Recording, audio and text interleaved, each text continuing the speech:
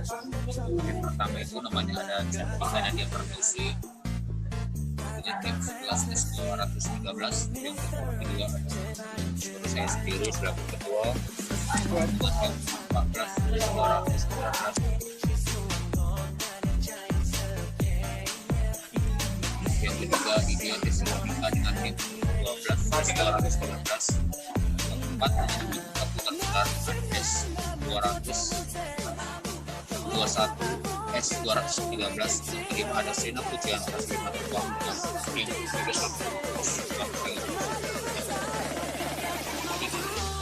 judul presentasi kami adalah topik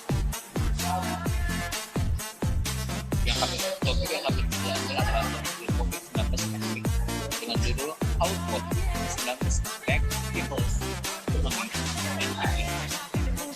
Terdapat beberapa kami. Yang pertama dapat orang yang mungkin setelah itu definisi lalu perekonomian Indonesia, kemudian rekomendasi transaksi dan paket alat sosial. Dapat tentang orang serta definisi dan saya perekonomian akan oleh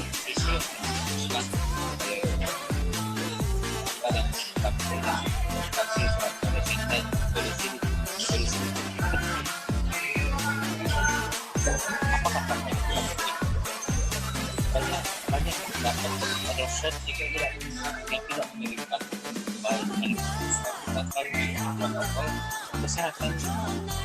Ada juga yang merupakan hilangnya jiwa kemanusiaan dan karena kekhawatiran yang berlebih. Dan juga banyak yang berkata mengganggu ekonomi negara, kira-kira masyarakat sehingga pemerintah bersama dalam menjalani tugas. Dan juga bilang banyak COVID-19 mengganggu kegiatan sehari-hari dari pekerja, sekolah dan banyak lagi. COVID-19 dengan kondisi masyarakat. Selanjutnya saya akan definisi. Kata ekonomi merupakan satu serapan dari bahasa Yunani kuno yaitu ekonomi yang bermakna pengolahan rumah tangga. Apa yang digunakan pada ekonomi?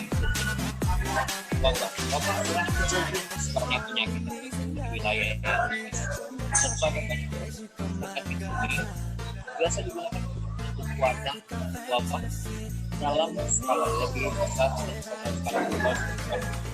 Pandemi yaitu terjadinya wabah penyakit yang menyerang banyak orang secara serempak di berbagai negara dari skala global. Dan sekarang adalah COVID-19 karena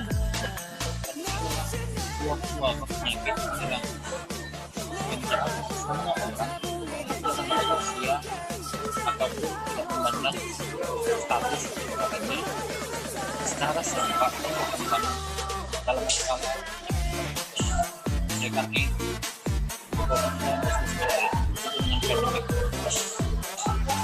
nantinya akan ditentukan oleh Monica dengan ekonomian Indonesia.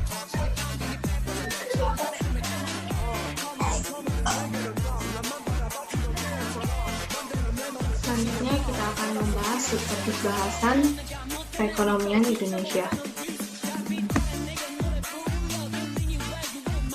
Kita akan melihat beberapa status perekonomian Indonesia di beberapa bulan. Yang pertama pada bulan Maret, pandemi baru saja masuk ke Indonesia. Keadaan finansial yang terjadi dominan cukup baik. Pada bulan berikutnya, dari survei, keadaan finansial sudah mulai menurun, tetapi tidak terlalu parah. Bulan Mei, keadaan semakin memburuk. Pada bulan Juni, keadaan perekonomian Indonesia sudah mulai membaik karena diberlakukannya new normal. Pada bulan Juli, beberapa orang mengalami penurunan karena di beberapa daerah diberlakukan PSBB kembali, sehingga mengurangi kegiatan perekonomian yang terjadi pada mereka. Pada bulan Agustus, perekonomian beberapa orang sudah mulai membaik. Pada bulan selanjutnya, keadaan finansial juga makin membaik. Terakhir pada bulan Oktober, perekonomian Indonesia semakin memburuk.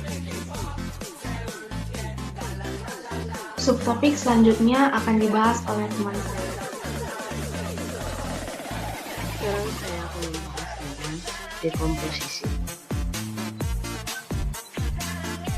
Dekomposisi yang pertama dalam sosial ini ada dua masalah. Yang pertama, rasa curiga kepada semua orang. Nah, rasa curiga ini terjadi karena mungkin kepada orang-orang di luar ataupun keluarga kita sendiri. Yang kedua, hilangnya kepercayaan ini karena keterkhawatiran yang berlebihan. Untuk yang kedua, pendidikan ada satu masalah, yaitu berubahnya struktur pembelajaran. Apa saja? Yang pertama, daring. Dalam daring ini yang ada keterbatasan kuota internet. Keterbatasan kuota internet ini terjadi bagi orang-orang mungkin yang tidak memakai wifi. Itu sangat berat ya. Nah, yang kedua, untuk keterbatasan alat elektronik. Yang kedua, luring.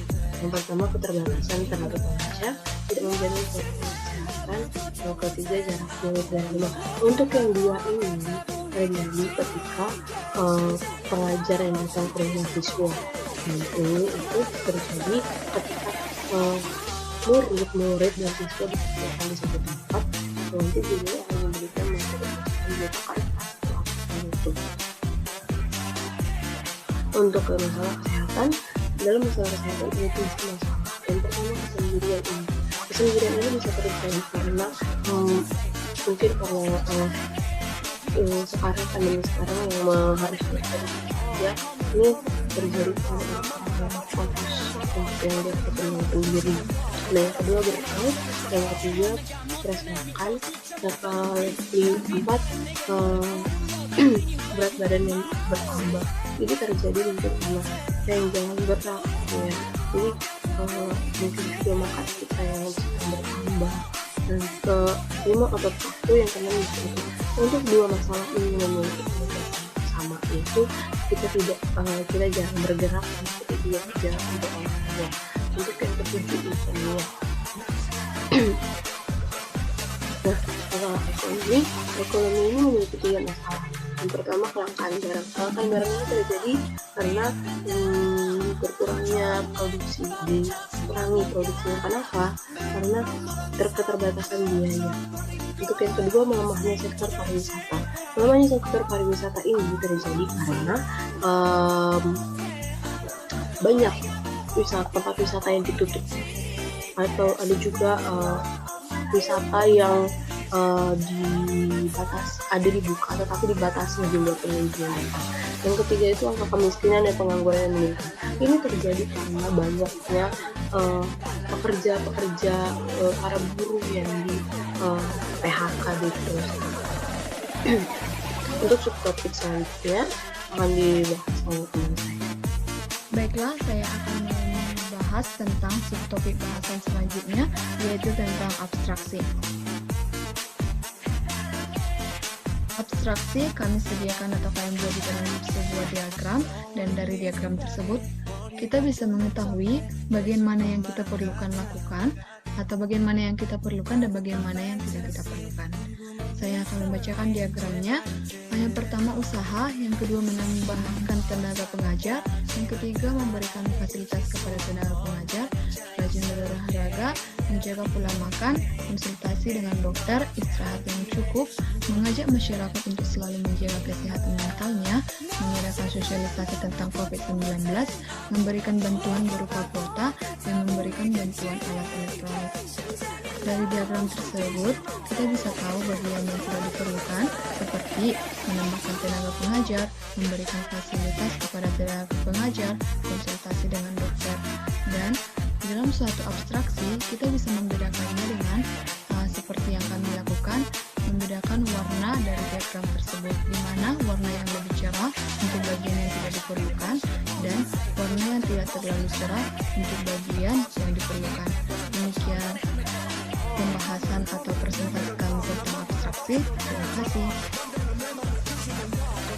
Baiklah, saya akan melanjutkan ke topik bahasan selanjutnya, yaitu solusi. Solusi dari permasalahan ini adalah, pada masa pandemi ini, kita perlu meluaskan pemikiran kita dari hal-hal yang kecil sampai yang besar. Solusi dan saran dari kami adalah, yang pertama pada bidang sosial, yaitu mengadakan sosialisasi tentang COVID-19 agar mengurangi sikap curiga kita terhadap orang lain. Yang kedua, pendidikan. Ada beberapa pada bidang pendidikan. Yang pertama, mengadakan sistem daring bagi daerah yang berada dalam zona merah dan hitam, dan juga daerah yang sudah maju dalam elektronik untuk mengurangi penyebaran virus. Yang kedua, untuk daerah yang belum maju dalam elektronik, melakukan sistem pembelajaran luring, tetapi dengan tetap mengikuti protokol kesehatan. Yang ketiga, memberikan bantuan elektronik bagi pelajar atau mahasiswa yang tidak mampu. Dan yang keempat, memberikan bantuan kuota bagi pelajar atau mahasiswa yang tidak mampu. Yang ketiga, yaitu pada bidang kesehatan. Terdapat beberapa pula. Yang pertama, dengan menjaga pola makan. Yang kedua, dengan rajin berolahraga agar otot tidak kaku. Dan yang ketiga, luangkanlah waktu dengan keluarga. Jika tinggal dalam satu rumah, buatlah seperti nonton bersama. Dan bagi yang tidak bisa, dengan melakukan video call. Yang keempat, yang terakhir yaitu pada bidang ekonomi, yaitu solusinya dengan membuat usaha seperti menjual makanan, bisnis online, membuka warung, dan sebagainya untuk menambah penghasilan. Demikian pembahasan saya tentang solusi. Terima kasih.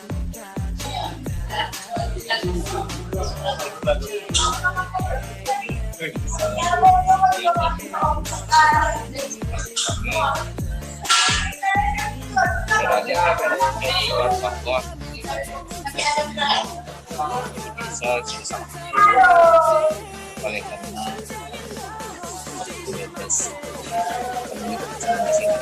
ekonomi mengalami banyak krisis ekonomi yang sangat tidak memungkinkan bagi sebuah masyarakat, sehingga oleh karena itu kita harus mengikuti setiap protokol pemerintah